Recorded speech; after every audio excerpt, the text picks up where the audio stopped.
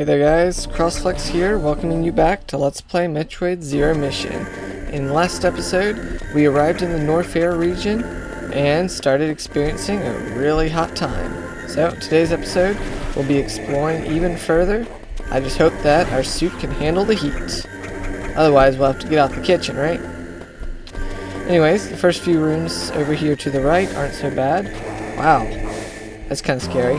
But ultimately unthreatening since it can't seem to hurt us. That's really poor game design. Or is it?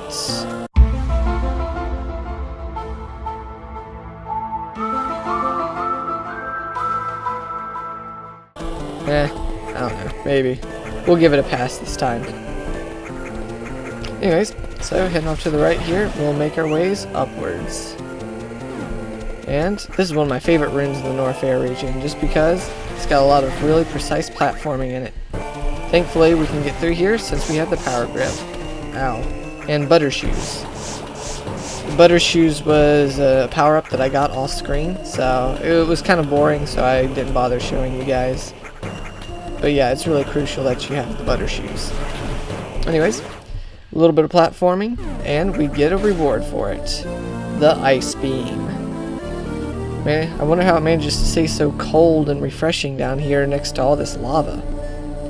Anyways, the ice beam will not only increase the damage of our power beam, but will also allow us to freeze enemies in place.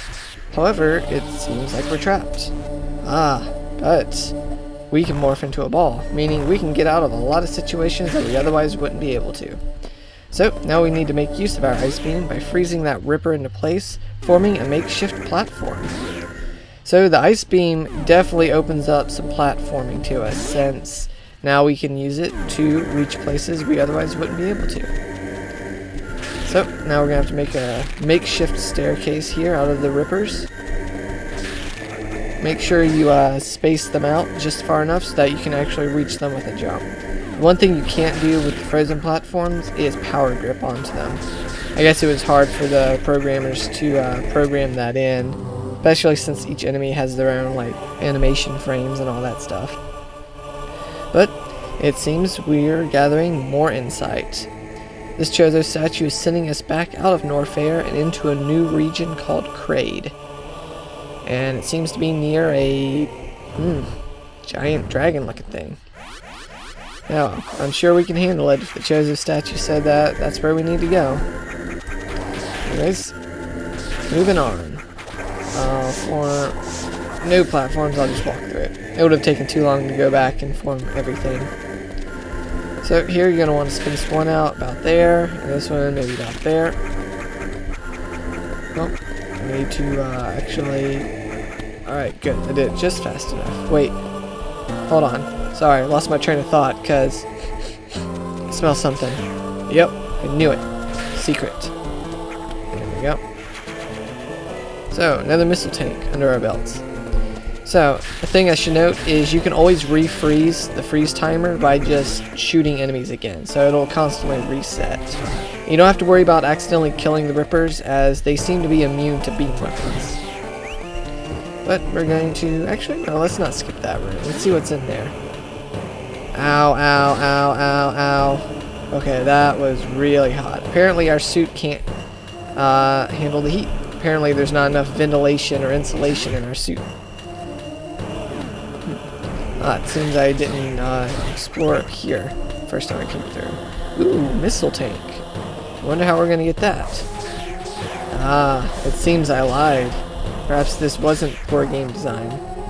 There was a reason this monster was here after all. And it's to help us reach that missile tank. I gotta wait for it to refreeze. And gotta release it from its prison again. Wait for it to be higher and then freeze it. There we go. Alright. So, today's episode is going to be filled with missiles galore. It's a missile buffet, so I hope you guys are hungry. So, as we backtrack out of the Norfair region and back into Brinstar, we're going to be gathering quite a few new goodies.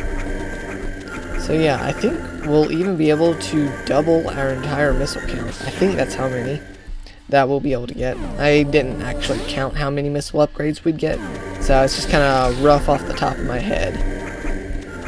So, actually, you can't escape the Norfair region until you have the ice beam. Alright, so, heading off to the left. Nothing's really changed about the Brinstar area since we've been gone, but I'm not going to speed up or skip this just yet. Mostly because it's not that long of a trip, and it's kind of cool to revisit an old area, and to kind of get you guys used to seeing how long it takes to backtrack to areas, because, you know, if I have to go through it, and so do you. It's all part of the experience. It's helping the world feel more organic and alive that way, instead of just an obstacle on a screen. I'm going to skip the save room, because I don't think I need a refresh on any of my items or anything. So let's see, Kraid region is down here to the left, but I say we travel all the way up this vertical shaft, because that grayed out area is actually a place that we can now access since we have the ice beam. So, I say we go and collect some goodies. If the game's got them here for us, why not take them? Besides, one thing I really like about the collectibles in this game is it gives you an incentive to go out and actually collect them, because the collectibles actually help you progress through the game. Because more missiles means more firepower, and more health means more forgiveness in terms of surviving bosses and stuff like that. But once we head through that small little alcove to collect a missile tank, we can actually head down into the left vertical shaft of Brinstar, since they kind of connect together. And traveling through this little alcove here, we can reach another little area that will most likely have some goodies in them. Kill a bunch of zoomers real quick.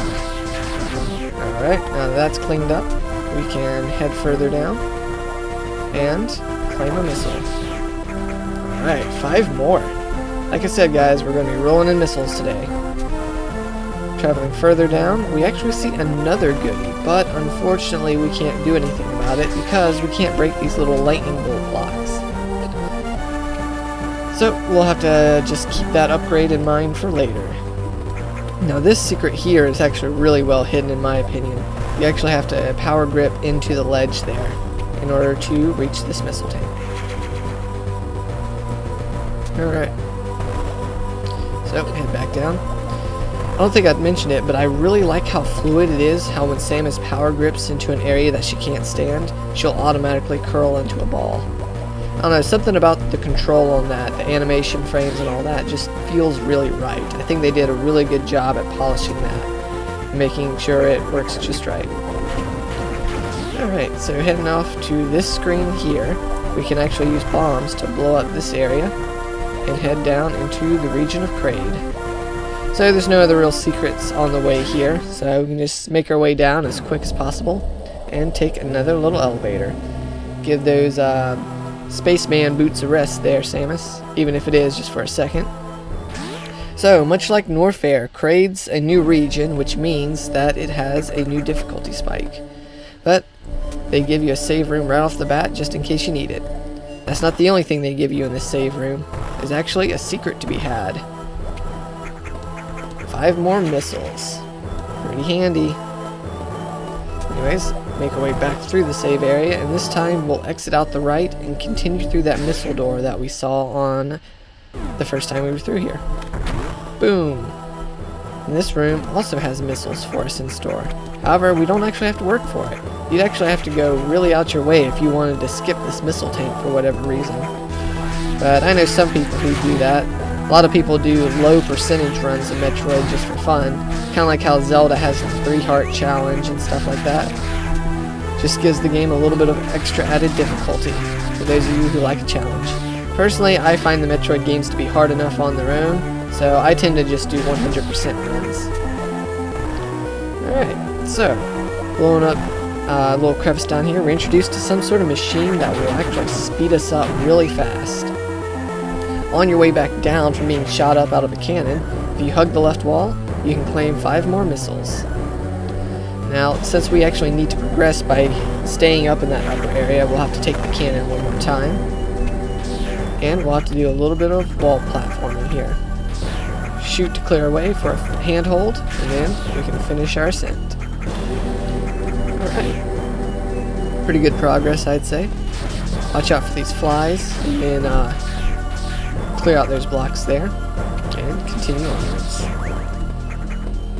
Jump the acid. Alright. So, as you notice, Kraid seems to be a bit more technologically sound than the other regions on planet Zebes here. So perhaps this is an area that's under control of the space pirates. If it is, we certainly haven't seen any space pirates yet, so I guess that's a good thing. So you may have noticed those conveyor belt areas on top of some of the rooms in this area here. Well, this little platform here will actually energize those platforms, assuming you roll into a ball and give it some of your own life energy. Alright, so we make it back into the save room, forming a complete circuit. So, save room, relatively empty hallway. We just picked up a new energy tank. I wonder if the game's trying to tell us something. Oh well, I'm sure it's nothing. Me and my big mouth.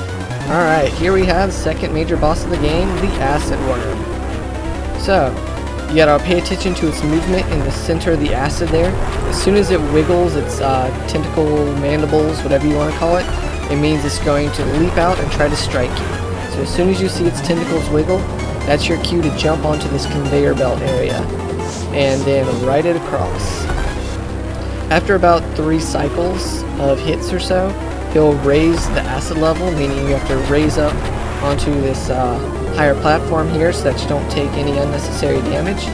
As soon as the acid sinks, he'll try and leap at you on your side. If you start running low on health or missiles, you can hug either side of the screen and he'll shoot projectiles at you, which you can destroy in order to get health and missiles. But guys, I think with that boss taken care of, I'm going to go ahead and end the episode right here. Really appreciate you guys watching, just as always, and I hope you'll join me for the next episode. I'll see you guys then, but remember, have a blessed day.